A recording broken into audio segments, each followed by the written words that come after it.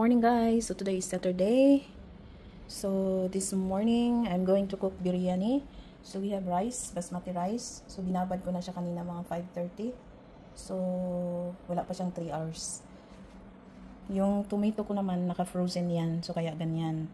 Tapos meron tayong chili, maanghang po yan. So ito yung onion natin. So wala tayong tanim na onion pero abundant naman tayo sa onion. Alhamdulillah. Kasi ganyan talaga ang gusto ni Daddy Abdullah. At saka yung chicken. Kasi syempre may chicken tayo. So ano siya? Biryani, chicken biryani rice. So as you can see, so wala kayong makikita dyan na liig, walang pakpak. At saka wala siyang balat. Ganyan po talaga ang mga Muslim kakain. Walang balat yung mga yung mga karne, lalo na sa chicken. So yun. So yung pakpak at saka liig hindi namin kinakain yan. Matagal na akong hindi kumakain kasi yung pakpak dyan daw yung ini-inject yung steroids, mga ganun. Tapos yung liig, nandoon din lahat yung mga syempre yung kinakain ng manok nandoon dumadaan. So kaya yun, tinatapo namin. So ganyan lang yan. At saka meron tayong chili, napakaanghang yan. Meron tayong curry powder at saka meron tayong biryani curry powder. So ito yung pampasarap para sa biryani. Pero check ko, merong dumating na parcel. Tignan ko muna. Parcel may bagong in-order yata si Daddy Abdullah na yung pang chicken biryani na curry powder. So check muna natin kung meron, yun ang gagamitin natin. So ito na yung parcel kahapon.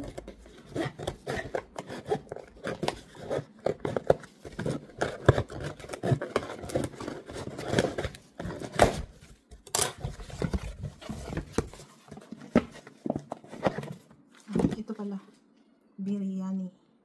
So itong gagamitin natin kasi bago. So mahina lang boses natin guys kasi tulog pa si Daddy Abdullah at si MJ kasi ngayon Saturday. So wala kaming work. So pahinga, mamaya pa siguro gigising yung mga 10 o'clock.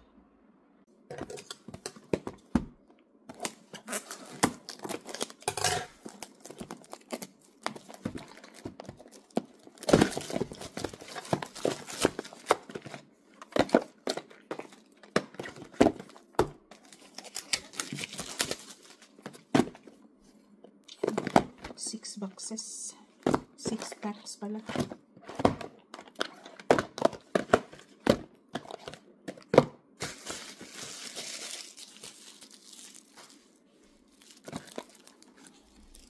Ayan.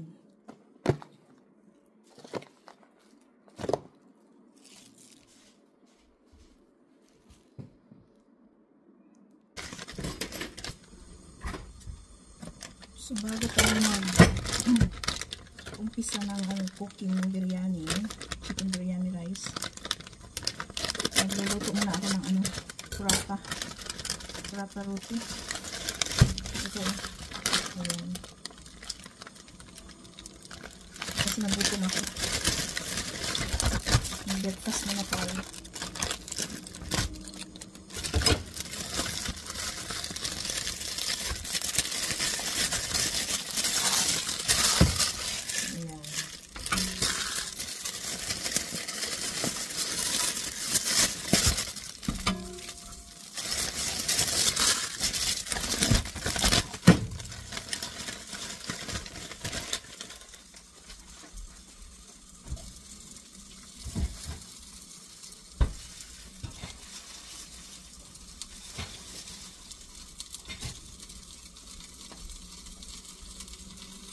So, ayan na yung paratha natin. Breakfast muna ako kasi gutom. Maigin na yung magluto tayo, mabusog tayo.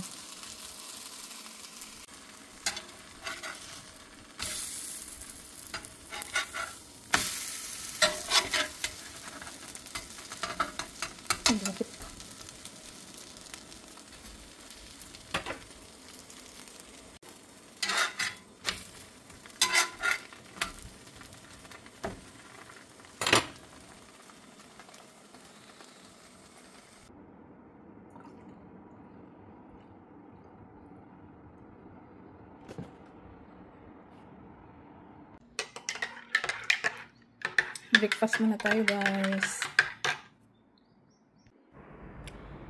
Eid ul Adha Mubarak sa lahat ng ating mga kapatiran sa Muslim sa buong mundo, all over the world. So, Eid Mubarak sa ating lahat. So, mga Muslim nagsiselebrate ng Eidul Adha Mubarak sa buong mundo. So, start kahapon yung sa Middle East or sa Philippines. Pero dito sa Korea, so today, ang ano nila, ngayon kami nagsiselebrate ng Eidul Adha Mubarak. God bless everyone.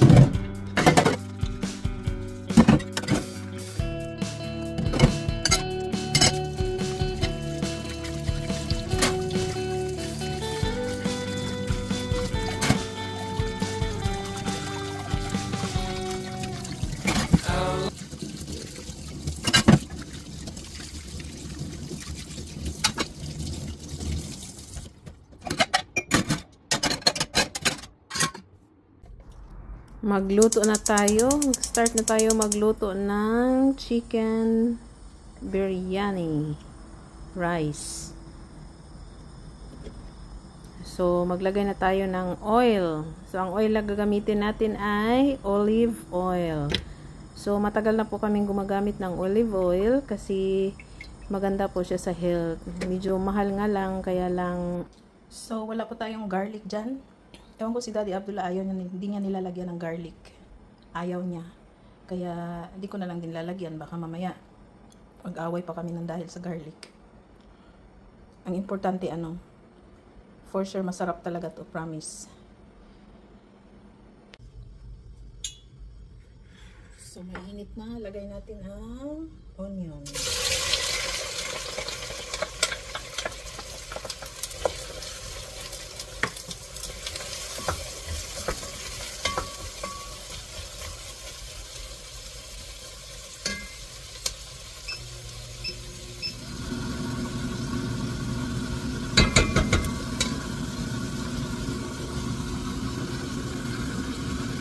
Pala yung tomato, guys, binalatan ko na siya. So ayan na.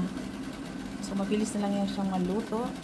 At saka update sa ating basmati rice. Actually itong basmati rice, mas maganda ito, guys, lalo na sa mga diabetes, may matataas na mga sugar. So pag ito ang kinain, pag kumain ka try mo kumain ng biryani, so hindi siya nag-i-spike ang sugar, hindi tumataas ang sugar mo kahit nakakain ka nito. Kaya okay siyang kainin sa mga diabetic persons.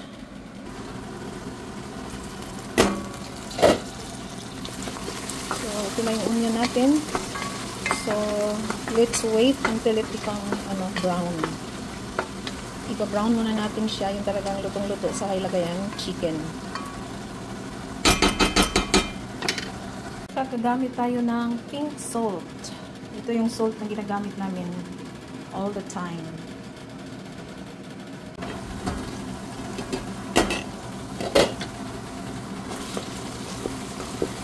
Kulang pa.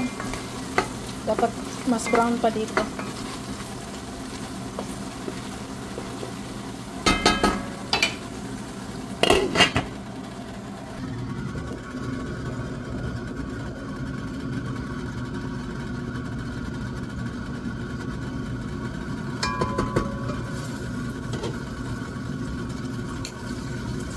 Lagyan na natin ang chicken.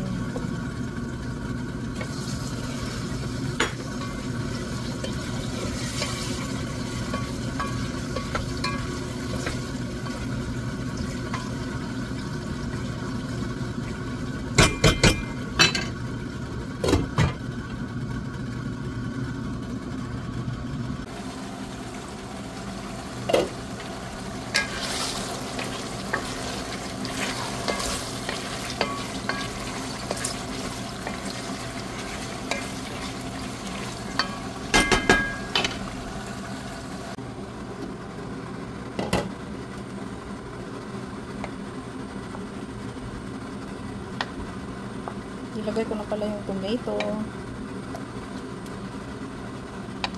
Ilagyan ko na siya ng asin, curry powder, turmeric. Yan na yung tubig natin. So, pakuluin natin.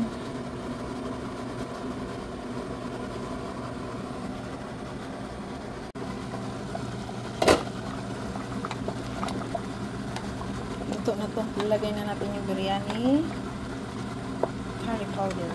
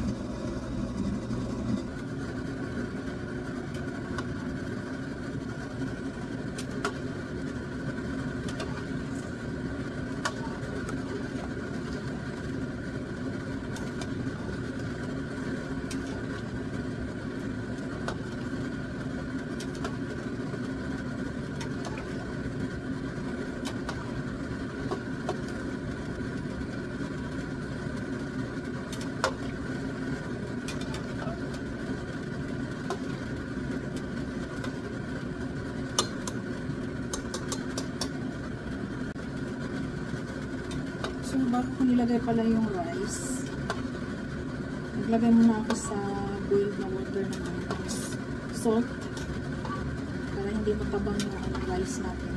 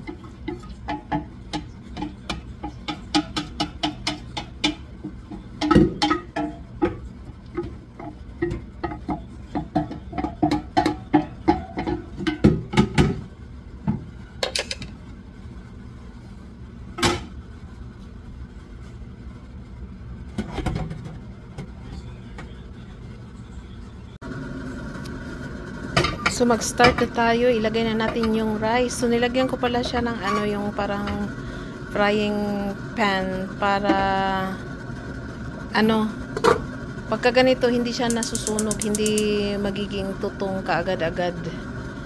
So manipis kasi yung ano, yung kalderong ginagamit ko, kaya kailangan merong naka ano siya. Merong ganyan, yung tawag niyan. Para hindi lang siya masunog kaagad-agad kasi pagkatapos ko itong ilagay, so mga 45 minutes. So bago talaga siya maging ano, totally cook. So kaya ganyan. So nilagay na natin yung ano, yung niluto nating ulam kanina. So ang ginagawa ko dito ay layer. So mamaya ko na lang ipakita kasi malalim yung kaldero natin.